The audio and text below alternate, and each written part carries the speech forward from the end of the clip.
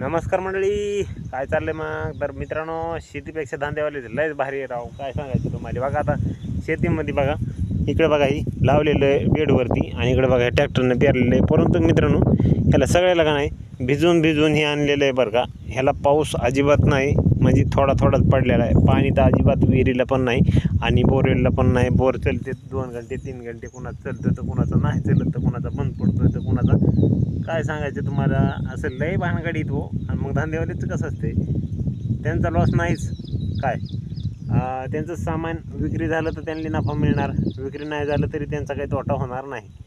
तुम्हाला तर माहितीच आहे, धंदेवाले जे आहेत का नाही हे व्हिडिओ बघायलेले त्यांना पण माहिती, आणि शेतकरी जेवढे आहेत का नाही त्यांना पण माहिती की आपण काय बोलायचं. म्हणजे मला तुम्हाला नेमकं काय सांगायचं आहे ती, म्हणजे मला एवढंच सांगायचं की जी आपली शेतकरी आहेत का नाही, शेती तर चांगलीच आहे बरं का, पण त्याला पाणी पाहिजे किंवा त्याची बागायती पाहिजे काहीतरी थोडीफार.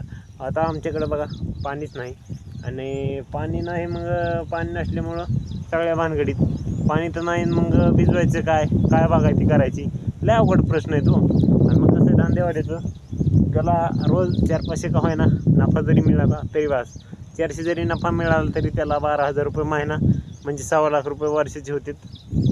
लहान सहान जरी धंदा केला तरी 1-1.5 लाख रुपयाच्या मोरूनच त्याला साल पडतंय.